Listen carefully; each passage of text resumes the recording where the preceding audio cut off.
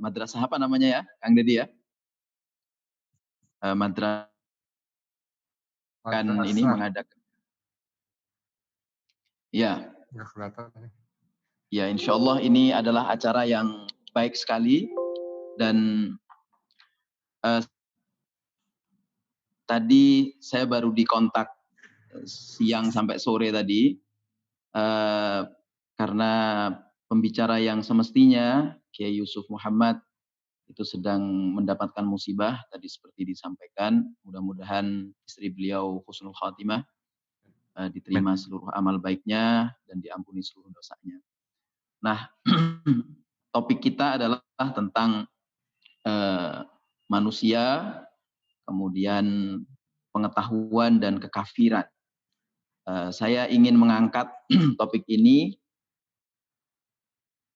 tafsir falsafinya, dua tafsir, yaitu tafsir falsafinya dari Syekh Muhammad Fakhruddin Ar-Razi, pengarang kitab Tafsir Mafatihul Ghaib atau biasanya disebut At-Tafsir Al-Kabir, dan juga nanti mungkin sedikit banyak Al-Mizan dari Ayatullah Muhammad Tabai. Mudah-mudahan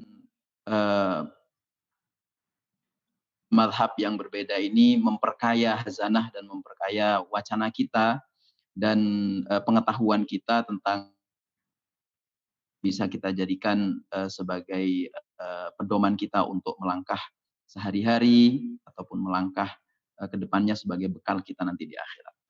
Saya ingin membaca ayatnya. Tadi sudah saya baca ayatnya. Ayat ini sebenarnya bercerita tentang perumpamaan orang kafir. Pertanyaannya nanti, siapa orang kafir yang disebut di sini? Orang kafir yang dimaksud di sini ini masih ada sampai sekarang. Dan kalaupun orang kafir itu ada sampai sekarang, misalnya, apakah juga bisa dikaitkan dengan orang yang beriman? Apakah bisa orang yang beriman itu menjadi orang kafir? Baik, ayatnya begini lengkapnya. Wa mathalul ladzina kafaru, dan perumpamaan orang-orang yang telah kafir. Ini pakai kafaru. Kafaru ini fi'il maudhi, yaitu fi'il yang menunjukkan kata kerja lampau. Dan perumpamaan orang-orang yang telah memilih kekafiran, atau ini bisa menjadi sifat nanti, itu seperti yanaiqu, orang yang mengannya, kemudian dia kemudian bima la yasma'u, gembalaannya itu la yasma'u, tidak mendengar, illa du'a wa nida'a.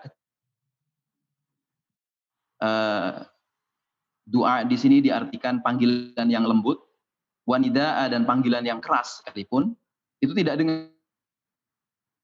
Umyum fahum la yaqilun, mereka itu buta tuli dan mereka itu buta tuli dan bisu, atau mereka ini kemudian fahum la yaqilun, mereka ini adalah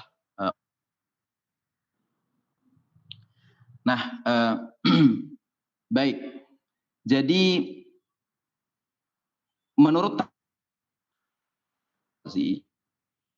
ini adalah berbicara tentang lafadz yang menunjukkan perumpamaan orang kafir. Di sini disebutkan, i'lam, ketahuilah, annahu ta'ala, bahwa sesungguhnya Allah SWT bercerita tentang orang-orang kafir, annahum, mereka itu sesungguhnya, inda du'ai, ketika berdoa, ketika memanggil, ketika beribadah, ketika memanggil Tuhannya, ila ittiba'i, yaitu ketika dipanggil, ila ittiba'i ma anzalallahu, atas apa yang mereka itu harus mengikuti apa yang diturunkan Allah Subhanahu wa taala, faraku, mereka itu meninggalkan. Tidak mendengar sebenarnya. Tapi yang mereka tinggalkan taraku.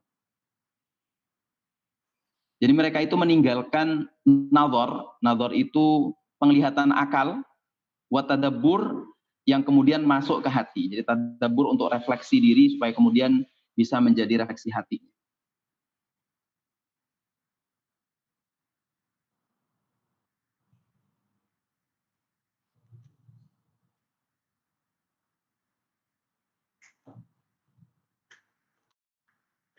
Kan ya, Ustaz. Ma alfaina aba'ana.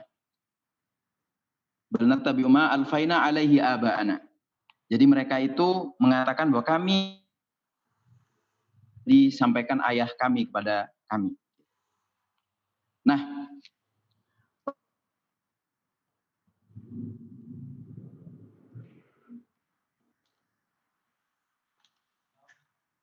Ustadz. Mohon maaf Ustadz, yang terputus-putus Ustadz. dituju. Halo? Terputus-putus suaranya Ustadz.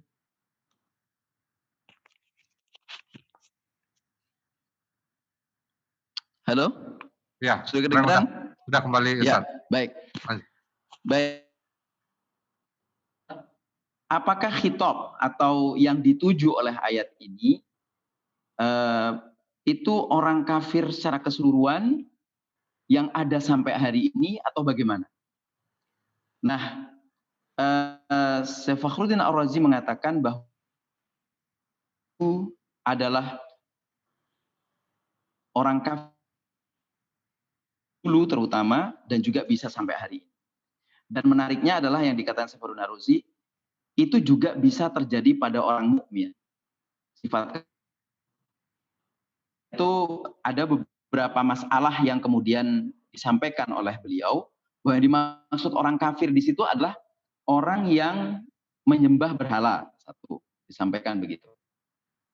Kemudian yang kedua, orang yang memang memilihnya dari kebenaran. Itu yang juga disebut sebagai kekafiran.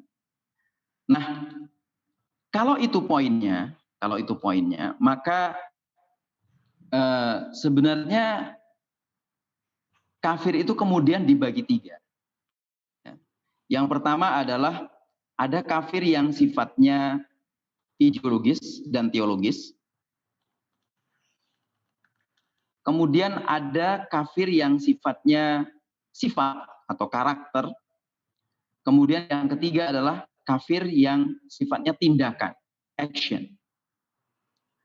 Nah, untuk yang pertama kita sepakat bahwa kafir teologis dan ideologis itu adalah kekafiran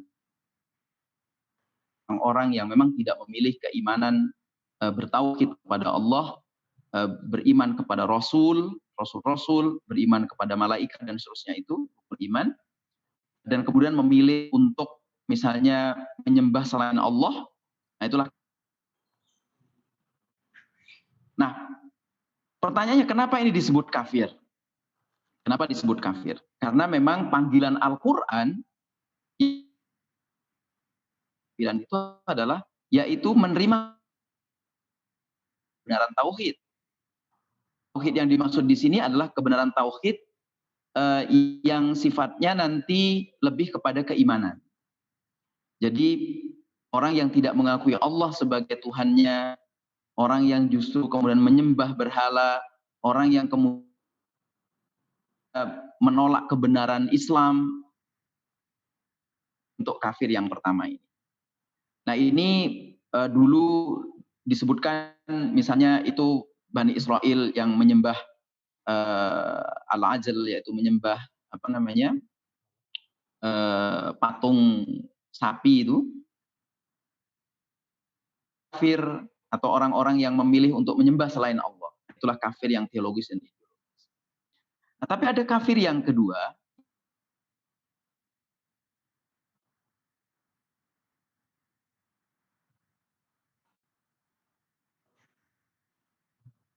Ya, Ustadz. Halo, putus-putus Ya. lagi ya? Putus lagi Ustadz. Halo. Ya, keputus Ustadz. Gimana sekarang? Ya, udah kembali normal lagi Ustadz. Alhamdulillah. Ini ya yang karakter atau sifat. Gimana kafir yang karakter ini? Jadi kafir karakter ini adalah kafir yang memang dia itu dalam jadi pada orang yang beriman dan juga bisa terjadi pada orang yang kafir atau non muslim atau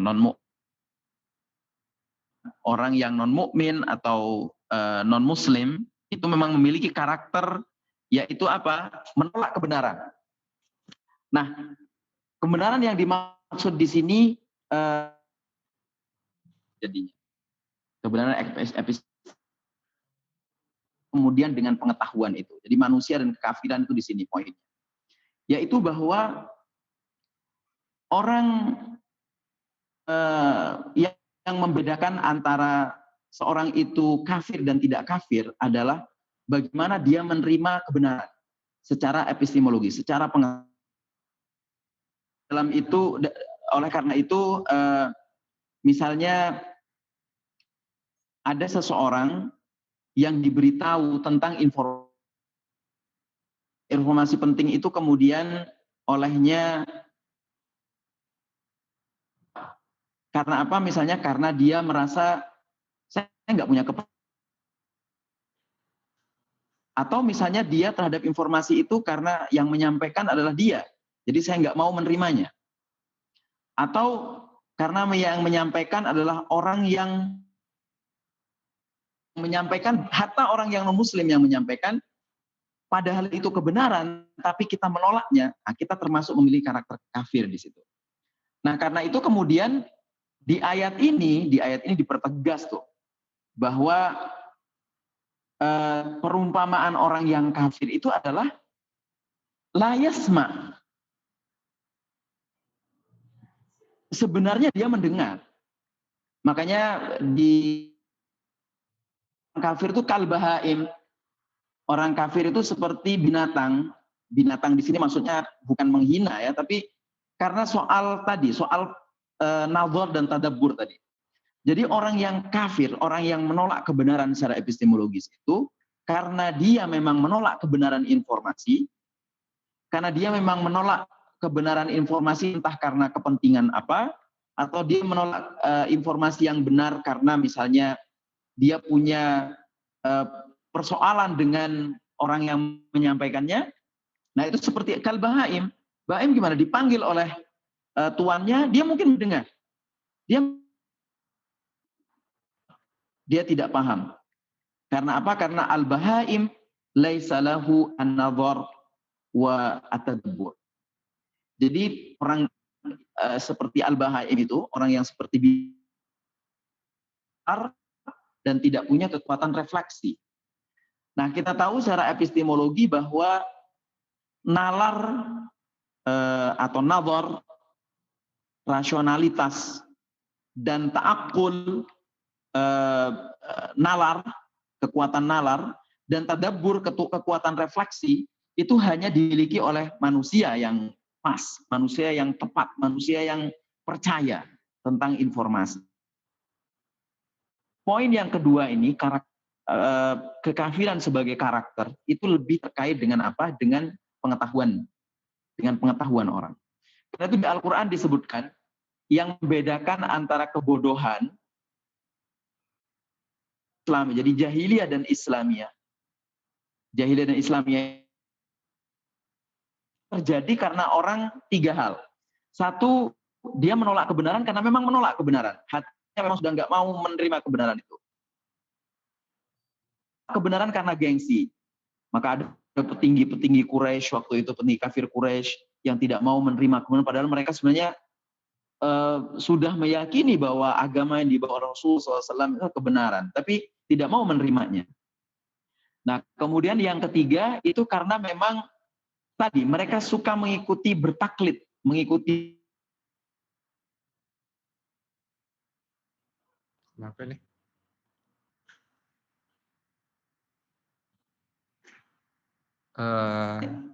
Putus-putus lagi. Ya Ustaz, terputus lagi Ustaz. Halo, sampai mana tadi putusnya ya? Ya, baru tidak terlalu lama Ustaz. Oh ya, baik. Jadi kira-kira poinnya begitu. Jadi dia bisa berlaku tidak hanya terhadap orang kafir yang kafirnya teologis dan ideologis, tapi juga bisa terjadi pada orang yang beriman. Artinya yang zahirnya dia beriman. Zahirnya dia, karena iman itu memang jadi menangkut nazar, menangkut tadabbur, menangkut ta'akul, dan juga tafakur dan tadakur gitu.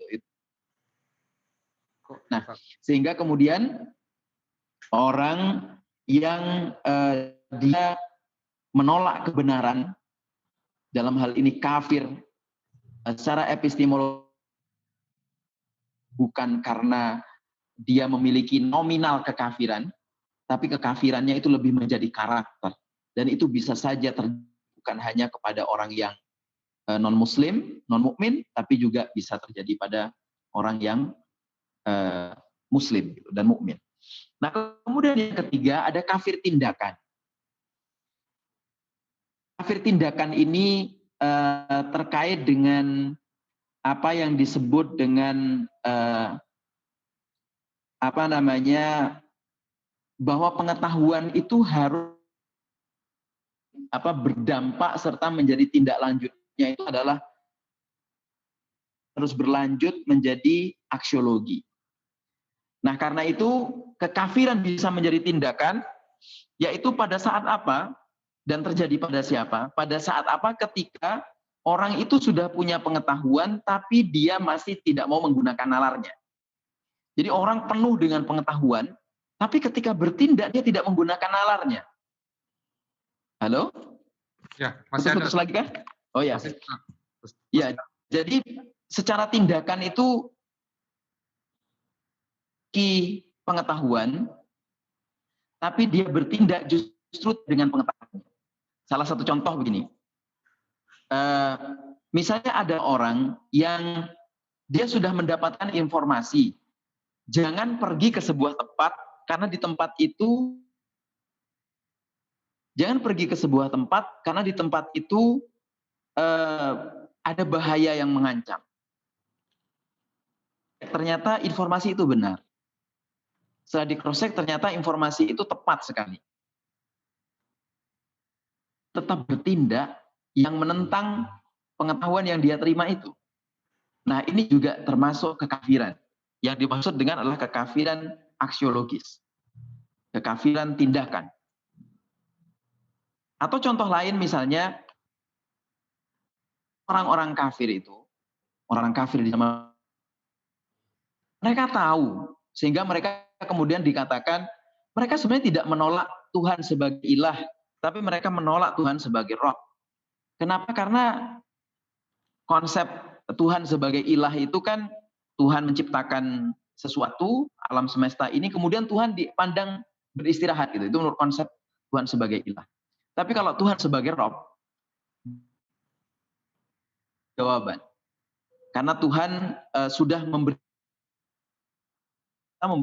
berbagai macam perawatan dan mengatur alam semesta ini sehingga Tuhan gitu. Nah, mereka tidak mau dengan itu. Mereka tidak mau dibebani oleh tindakan-tindakan yang makin ketat untuk bertindak ini dengan apa namanya masyarakat Arab waktu itu.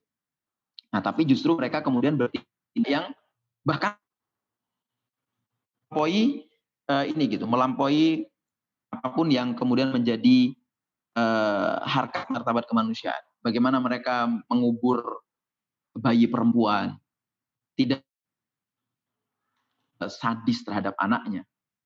Tidak ada binatang yang membunuh anaknya.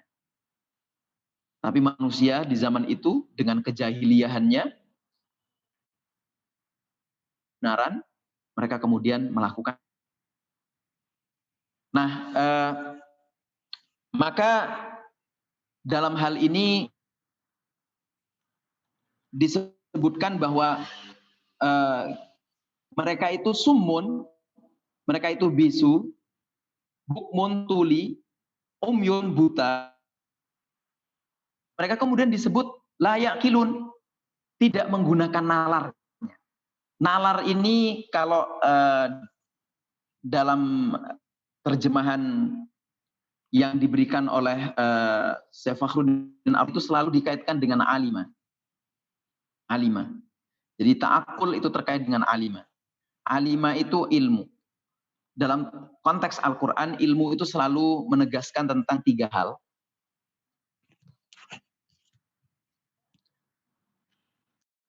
Pertama, ilmu itu memang dia berbentuk cahaya. Karena berbentuk cahaya, harusnya dia bercahaya begitu. Kemudian yang kedua, ilmu itu merupakan, karena merupakan perisai, maka ilmu itu dia menjaga. Dan ilmu merupakan tindakan. Jadi ilmu itu harus dikerjakan. Nah, karena itu kemudian Ya'qilun itu selalu diterjemahkan ya'lamun karena orang yang menggunakan nalarnya itu pasti mengerti. Dan mengerti itu menunjukkan bahwa orang itu memang memiliki 3 hal tadi sekaligus sebagai ilmunya. Ilmu sebagai cahaya yang terus membersamai dia untuk berjalan sesuai dengan yang baik dan dia tidak pernah tersesat karena dia berilmu. Kemudian yang kedua, berilmu itu menjadi perisai dan menjaga dirinya dan menjadi menjadi apa namanya tindakan gitu. Sehingga dengan tindakan itu kemudian orang menjadi bagus begitu.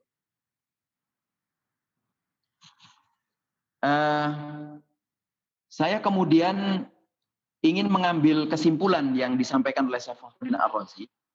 Yang pertama adalah bahwa memang apa yang dimaksud dengan orang kafir di situ, saya ulang lagi bisa 3 tadi maknanya.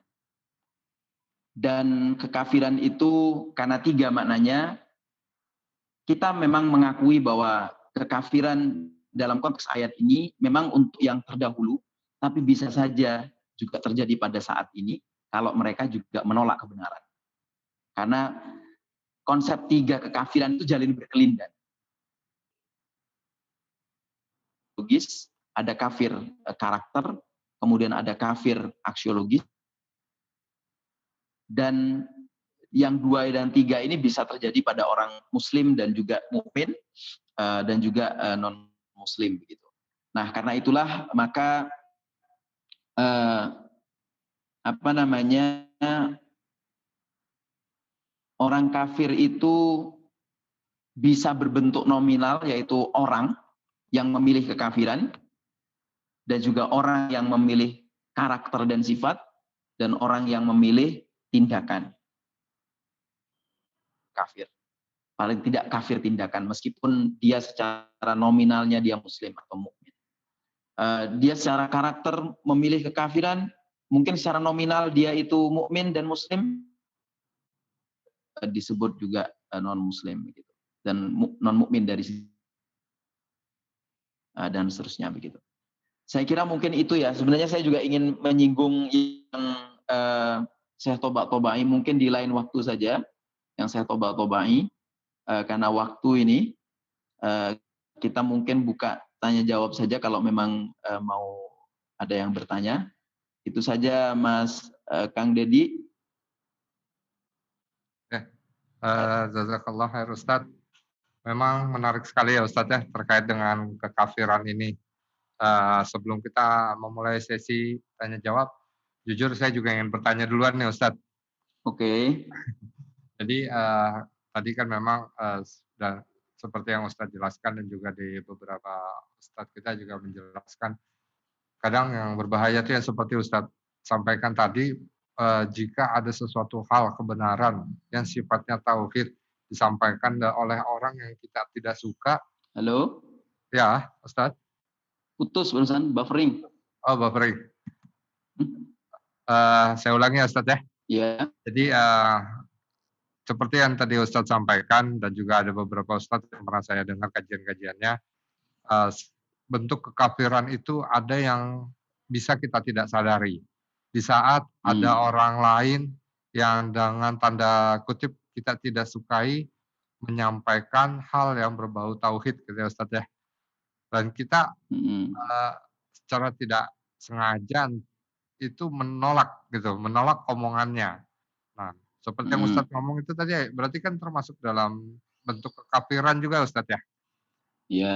Nah, tapi kalau kafir tindakan. Kafir tindakan, kalau misalnya itu tidak disengaja Ustadz ya, karena memang karena itu apakah kita juga akan mendapatkan ya dosa besar karena terkait dengan kekafiran tersebut Ustadz?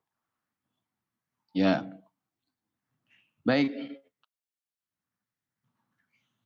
Kalau nggak sengaja sih, sesuatu yang nggak sengaja kan dimaafu ya. Sesuatu yang nggak disengaja itu mesti dimaafkan.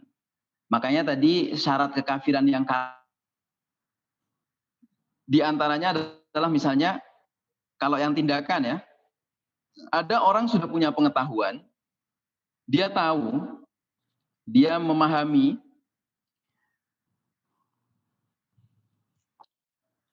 dia tahu bahwa sesuatu yang dikerjakannya itu adalah bagian dari karakter orang kafir.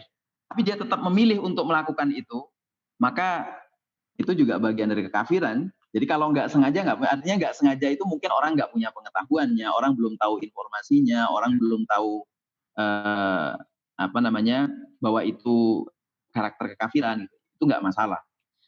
Tapi kadang itu kadang-kadang sadar, sebenarnya kita tahu, kita punya pengetahuan tentang itu, tapi kemudian pas kita melakukannya tidak sadar.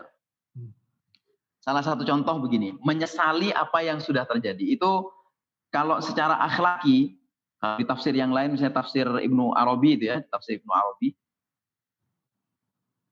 yang sifatnya akhlaki itu adalah ketika kita waktu kita melakukannya itu nggak sadar.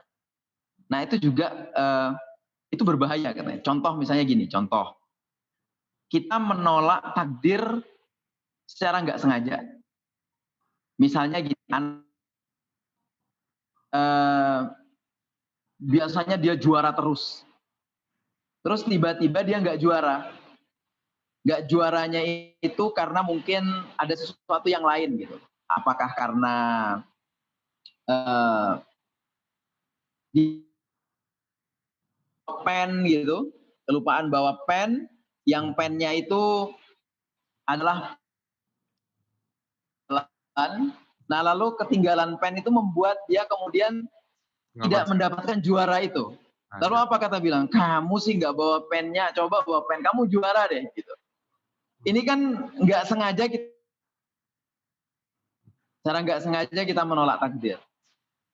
Padahal kita tinggal bilang sama anak, alhamdulillah nak, kita masih bisa ikut lomba, nggak apa-apa, kamu nggak juara.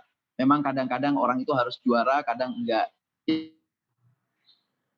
Pada kita itu kan makanya bersyukur itu lawannya orang yang bersyukur biasanya dia menerima takdir-takdir Allah. Sementara orang yang tidak bersyukur itu kufur dia terhadap takdir-takdir Allah, terhadap nikmat Allah. Karena itu Sayyidina Ali bin Abi Thalib itu pernah mengatakan ar-ridha bil qalil. Lengkapnya itu kan al-khauf minal jalil wal isti'dadu bir rahil wal amalu bit tanzil. Nah, kemudian terakhir itu war-ridha bil qalil. Pemberian Allah meskipun sedikit. Nah itu kan cuma ilustrasi saja bahwa ridho atau pemberian Allah yang sedikit itu maksudnya adalah mau banyak mau sedikit semuanya rezeki Allah. Tugas kita adalah mensyukurinya, karena kalau enggak berarti kita tidak mensyukuri alias kita mengingkari. Lagi terkait dengan pertanyaan Kang Dedi tadi, kalau kita benar-benar nggak sengaja, nggak, dan kemudian setelah dikasih tahu, wah iya ternyata gitu, itu sifat kekafiran gitu. Astagfirullahaladzim. Nah, kita memang makanya diperintah sebagai orang yang beriman itu untuk selalu apa? Selalu mohon ampun kepada Allah. Supaya apa? Supaya kita selalu diberi petunjuk, diberi ampunan oleh Allah Subhanahu wa taala. Begitu Kang Dedi. Ya. Silakan buat teman-teman ingin bertanya bisa raise hand. Nanti kita akan bukakan voice-nya. Di chat. Atas nama Zahidiyah Ella Tursina. Ini ada 2 pertanyaannya. Ella dari Jawa Timur ya Ella. Selamat datang Ella. Saya bacakan Ustadz. Aliran kepercayaan awal di tanah Jawa adalah animisme dan dinamisme. Setelah datang Wali Songo, kedua aliran kepercayaan tersebut punah dan tergantikan oleh agama Islam. Apakah Islam juga akan bernasib demikian alias bakal punah kelak berabad-abad kemudian? Pertanyaan yang kedua Ustadz, seberapa penting eksistensi agama di wilayah kehidupan manusia? Lantaran di Barat sendiri banyak ateis tapi buktinya mereka berjalan hidup penuh cinta kasih sayang karena mereka berpedoman norma kemanusiaan. Ya dari Ella dari Jawa Timur Ustaz. Baik, terima kasih pertanyaannya Mbak Ella. Eh, Islam apakah akan punah atau tidak? Itu kalau kita belajar animisme, dinamisme, Hindu Buddha, meskipun Hindu Buddha masih ada karena banyak juga aliran kejawen ya, tapi tidak kemudian menjadi agama resmi atau agama yang diakui secara resmi. Islam akan mengalami kepunahan. Jadi kalau kita ada 3 prasyarat untuk kemudian tidak menjadi punah. Yang pertama adalah dalam pengertian adalah agama itu sebagai keyakinan dia harus berdampak kebaikan dan kebajikan. Jadi kesucian agama itu ditentukan oleh kebajikan dan kebaikannya. Tentu saja pemeluknya. Salah satu contoh, dulu orang-orang yang berpaham animisme, dinamisme, awalnya Masya Allah, mereka sangat care terhadap alam semesta, mereka peduli terhadap alam semesta, tapi kemudian ada situasi yang membuat mereka itu kemudian menolak alam semesta, menggunduli hutan, tidak tepat, tidak benar. Ada dendam di antara persaudaraan ketika kekuasaan dijalankan oleh api dendam. Kekuasaan dijalankan bukan untuk mensejahterakan rakyat, tapi untuk sesuatu yang buruk-buruk gitu. Nah, akibatnya justru karena bertentangan dengan kebaikan dan kebajikan, menjadi apa kemudian? Menjadi mencoreng kesucian agama. Mencoreng dan lama memang terkikis. Lama-lama terkikis gitu. Nah, kemudian yang kedua adalah tradisi keilmuan. Sebuah agama dimanapun atau peradaban lah dimanapun. Kalau kita membaca mukadimahnya Ibnu Khaldun itu kan, itu seperti menjadi sunatullah bahwa peradaban itu penopangnya adalah ilmu pengetahuan. Jadi kalau sebuah peradaban, sebuah agama, dia dekat dengan pengetahuan. Pemeluknya menjadi orang yang anti science, pemeluknya menjadi orang yang anti ilmu, maka tunggulah saatnya bahwa dia akan punah. Nah, kemudian yang ketiga, sebuah peradaban, ketika apa? Ketika sudah tidak menunjukkan keulamaan. Artinya ada inkonsistensi pada keulamaan. Itu juga akan menjadi kepunahan begitu, alamat kepunahan sampai kiamat nanti oleh Allah SWT. Teologis, maka saya akan menjawabnya dengan teologis bahwa Islam tidak akan pernah punah. Tapi Islam tidak akan pernah mengalami kemajuan. Nah, kepunahan kalau dalam pengertian mengalami kemajuan, artinya Islam kemudian akan menjadi mercusuar peradaban seperti pernah dialaminya dan diraihnya, dicapainya waktu itu. Nah, kalau 3 hal ini ditinggalkan, maka Islam ya tetap tidak akan punah. Agama yang memimpin, agama yang bisa diterima secara full, secara penuh oleh seluruh masyarakat. Diterima iya, tapi tidak memberikan sesuatu yang membangun peradaban. Nah, kemudian yang kedua, sejauh mana urgensi agama? Ini di barat banyak yang ateis. Memang titik berangkatnya beda. Dia sesungguhnya menolak menghadirkan ilmu yang ilmunya itu adalah tujuannya untuk menolak kebenaran yang muncul dari gereja. Jadi di situ ada pertentangan, ada dikotomi dan ada antara ilmu di satu sisi dan agama di satu sisi. Nah, karena itu kemudian Immanuel Kant kan pernah mengatakan, kalau ada dogmatisasi agama, kalau ada indoktrinasi agama, maka agama akan kehilangan elan. Orang justru tidak mendekat kepada agama, tapi orang kemudian lari dari agama. Nah, kasus di barat sampai terus mengalami pencarian nih orang-orang itu paling tidak secara filosofis tuh. Kenapa orang Barat kemudian lebih memilih ateisme? Yang pertama adalah eh, secara ontologis dulu Aristoteles itu membagi sebab itu ada 4. Ada sebab atau sababus sababiyah, kemudian ada sebab materi dan ada sebab bentuk. Di Barat yang prima causa sama sabab ini ditolak. Kenapa? Karena ini sifatnya metafisik. Nah, karena sifatnya metafisik ditolak karena di Barat itu kemudian pasca positivisme itu di Barat itu yang berkembang adalah segala hal yang bersifat metafisik itu tidak bisa dijadikan dasar keilmuan sehingga kemudian ditolak. Nah, ini menjadi penyebab apa? Menjadi penyebab bahwa sesuatu yang metafisik identik dengan agama. Nah, sementara lembaga agama melakukan indoktrinasi, bukan berpikir yang bebas. Justru kemudian agama yang diwakili gereja waktu itu justru melahirkan indoktrinasi, dogmatisasi dalam agama. Ilmuwan kemudian menolak di situ. Nah, sehingga kemudian positivisme lebih di ilmuwan lebih banyak yang ateis di sana. Iya, karena memang agama bertentangan dengan ilmu gitu. Nah, kemudian yang kedua di Barat yang menjadi poin tentang kenapa bangkit ateisme di sana dan kok agama menjadi tidak urgent gitu. Karena di sana orang pencariannya itu spiritualitas yang memang tidak berdasarkan pada spiritualitas yang muncul dari dirinya, tapi sesuatu yang eksternal. Tiba-tiba masuk ke aliran spiritual ini dulu waktu zaman New Age tahun 90-an ya, zaman New Age. Orang ini nggak penting agama, yang penting spiritualitasnya.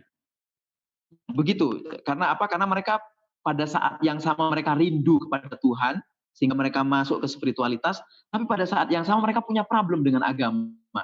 Sehingga mereka memilih spiritualitasnya. Nah, sementara spiritualitas ini yang tidak dikaitkan dengan agama, lalu menjadi lebih apa ya? Lebih tidak kuat basisnya, akarnya tidak kuat gitu. Karena spiritualitas pasti dasarnya itu mesti agama. Nah, kemudian yang ketiga yang membuat ateisme berkembang pesat di sana adalah karena memang di sana berpikir itu bebas. Rasionalitas itu adalah rasionalitas yang tak berujung.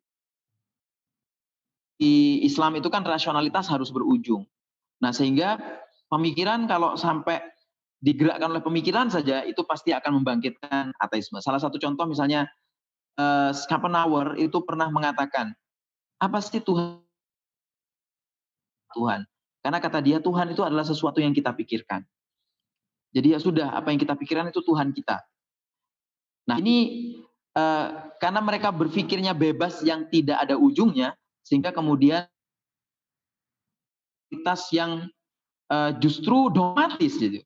Rasionalitasnya dogmatis. Nah, rasionalitas yang dogmatis itu ujungnya adalah ateisme juga gitu. Nah, yang paling terakhir memang tren di Barat itu ateistik dengan 3 hal tadi itu, tapi belakangan ini enggak. Ada proses di kebangkitan spiritualitas agama sampai dikatakan pendidikan agama itu penting dan seterusnya. Nah, jadi kalau dikaitkan dengan pertanyaan tadi, jadi apa urgensi agama di Barat itu? Atau urgensi agama secara umum kalau dikaitkan antara pemahaman ontologi, epistemologi dan aksiologi yang jalin berkelindan dalam pengertian kita mengetahui hakikat sesuatu melalui diri kita. Sanurihim ayatina yang kita itu kalau mengetahui diri kita, jadi kita betul-betul menyadari diri kita secara ontologi, dalami dari kita, kemudian kita kaitkan dengan sesuatu yang menuju Allah itu. Nah, kemudian kalau kita kemudian memahami benar kita secara ontologi itu, lalu ini kan menjadi basis pengetahuan. Pengetahuan kita kemudian menjadi pengetahuan yang apa? Pengetahuan yang benar-benar didasarkan pada kesadaran kadang gini kan, orang itu tidak berpengetahuan karena dua hal. Atau dia sendiri tidak menyadari sebagai subjek yang harus memahami objek. Gitu. Salah satu contoh gini,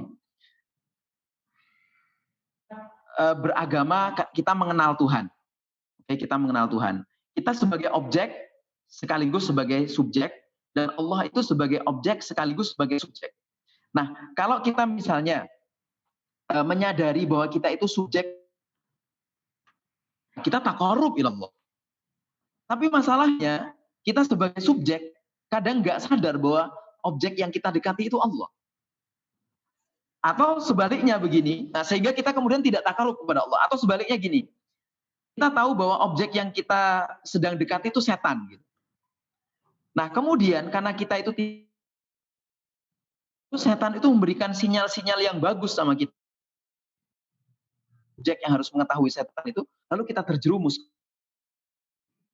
Begitu. Sehingga apa kemudian, ya jadi pengetahuannya kemudian tidak membangun kesadaran subjek terhadap objek atau si subjek. Nah yang terakhir karena itu kemudian pengetahuan itu harus berujung kepada tindakan. Apa berujung kepada tindakan? Karena tidak menjadi legasi, tidak menjadi karya, maka pengetahuan itu akan menjadi sesuatu yang ya nonsens lah, karena cuma menjadi pengetahuan. Mudah-mudahan menjawab ya. Ya, cukup detail yang disampaikan oleh beliau kepada Mbak Ella. Mudah-mudahan ini bisa menjawab atas pertanyaan Mbak Ella. Kepada yang lain dipersilakan, kita masih punya waktu untuk silakan raise hand atau bisa ketik di chat. Bagi yang ingin menanyakan, silakan. Kami tunggu.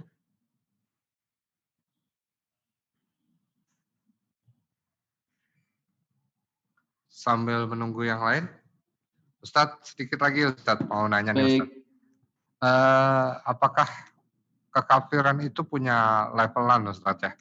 Sampai karena yang saya tahu katanya yang udah tingkat ini sampai kita dianggap sebagai murtad ya Ustadz.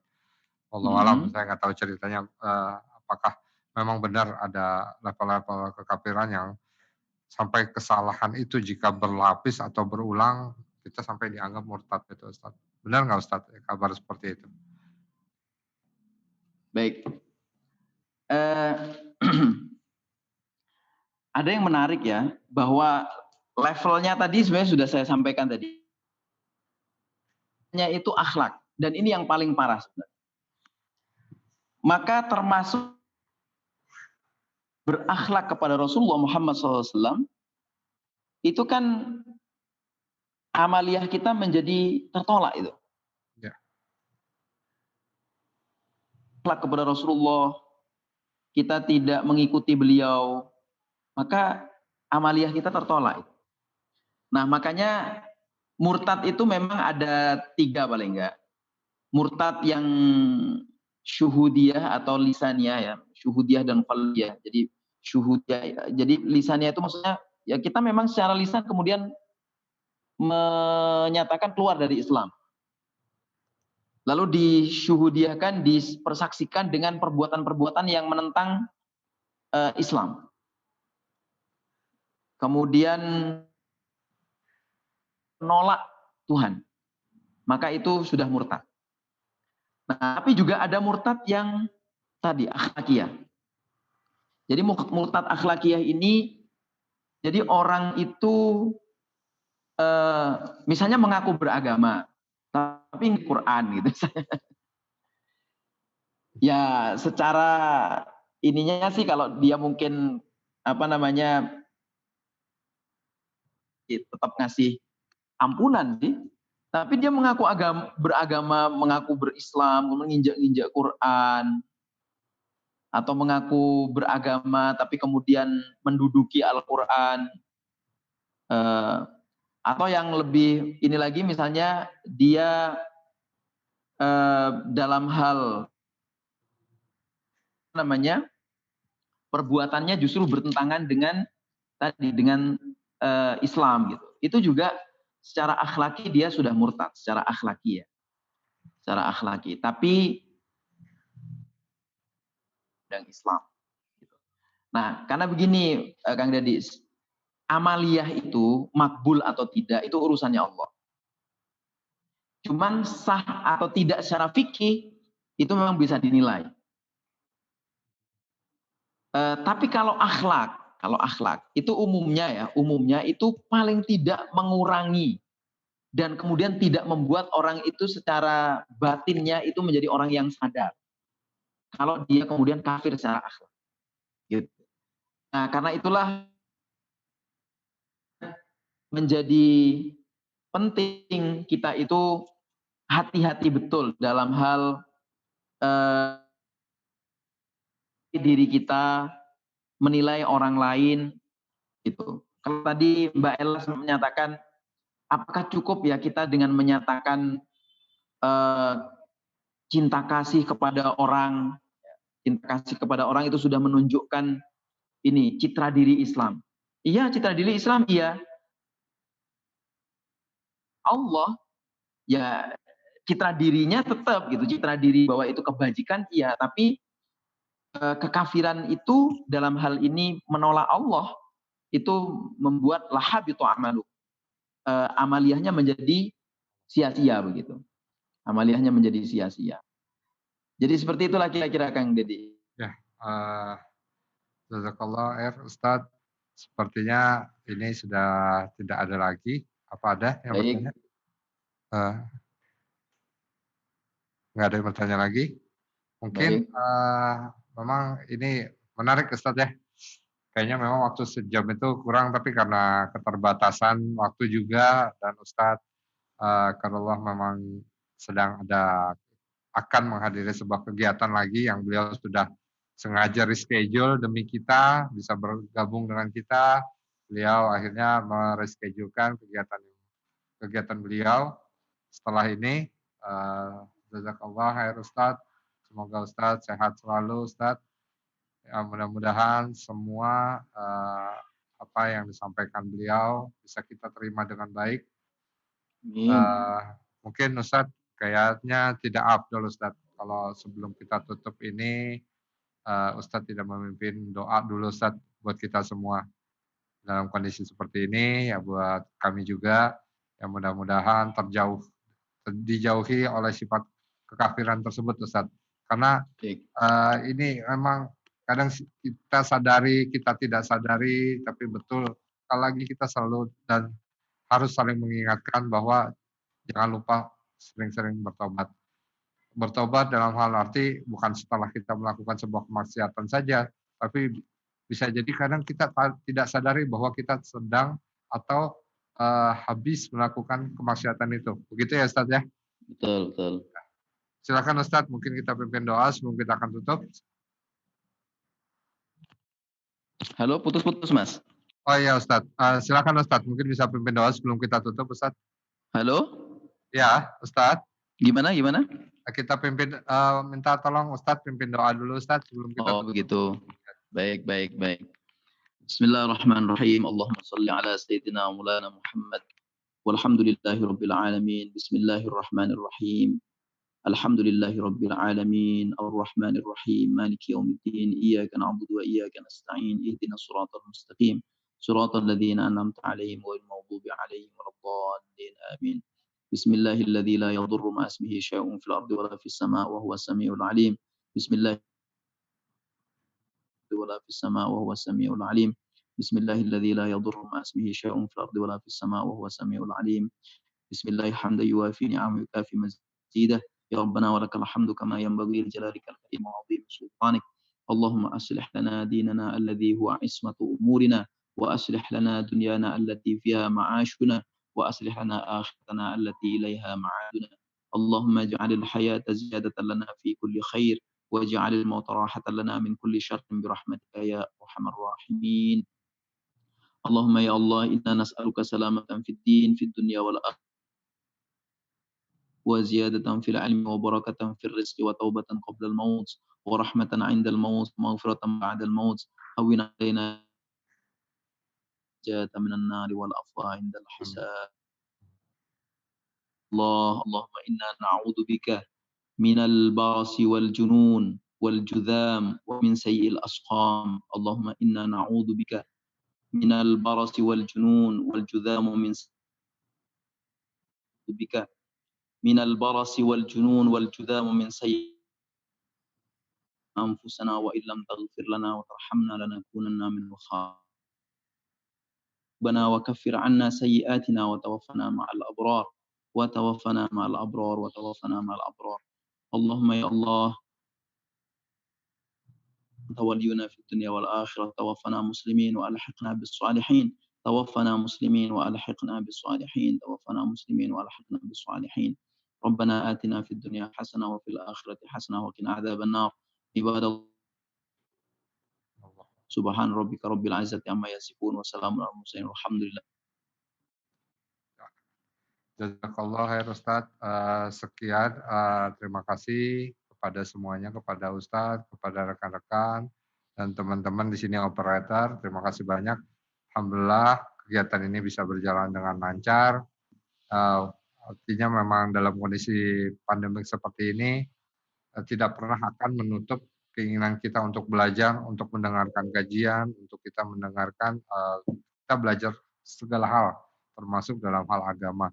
Sekali lagi Ustadz, kami atas nama panitia Madrasah Hukwa, teman-teman dari STIMIK Bandung, mengucapkan terima kasih, jazakallah khair, mudah-mudahan Ustadz selalu sehat Sama-sama. dan dapat berkah dan rahmat dari Allah Subhanahu wa taala. Terima kasih. Ya, untuk itu saya akan tutup dengan doa penutup majelis. Subhanakallahumma wa bihamdika asyhadu an la ilaha illa anta astaghfiruka wa atubu ilaik. Wassalamualaikum warahmatullahi wabarakatuh. Waalaikumsalam.